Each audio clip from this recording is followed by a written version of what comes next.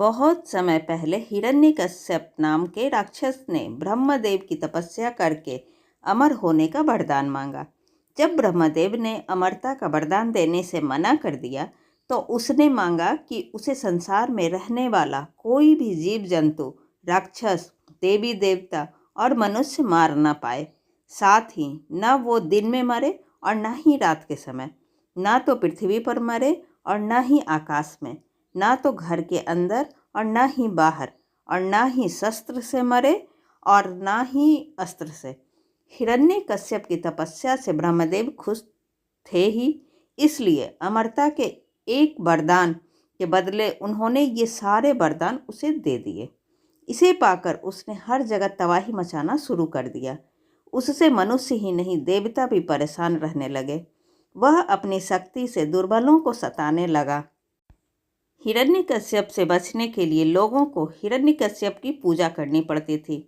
भगवान की जगह जो भी हिरण्यकश्यप की पूजा करता वह उसे छोड़ देता, और जो उसे भगवान मानने से मना करता उसे मरवा देता या अन्य सजा देता। समय के साथ राक्षस हिरण्यकश्यप का आतंक बढ़ता गया। कुछ वक्त बीतने पर हिरण्यकश्यप के घर विष्णु भगवान के परम भक्त प्रहलाद का जन्म हुआ। हिरण्यकश्यप ने प्रहलाद को कई बार विष्णु भगवान की पूजा करने से मना किया और कहा, मैं ही भगवान हूँ, तुम मेरी आराधना करो। हर बार हिरण्यकश्यप की बात सुनकर प्रहलाद कहते, मेरे सिर्फ एक ही भगवान है और वो भगवान विष्णु है। प्रहलाद की बातें सुनकर हिरण्यकश्यप ने उन्हें मारने की कई बार कोशिश की, लेकिन वह सफल नहीं हो पाया।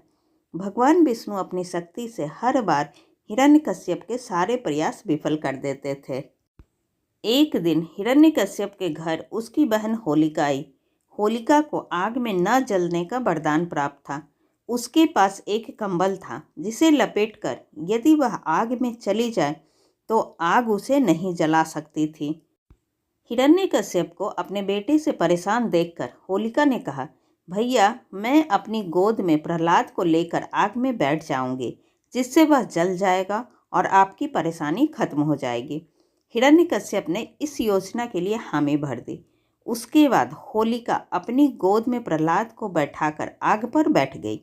उसी वक्त भगवान की कृपा से होलिका का कंबल प्रहलाद के ऊपर आ गया और होलिका जलकर खाक हो गई। प्रहलाद एक बार फिर विष्णु भगवान की कृपा से बच गए।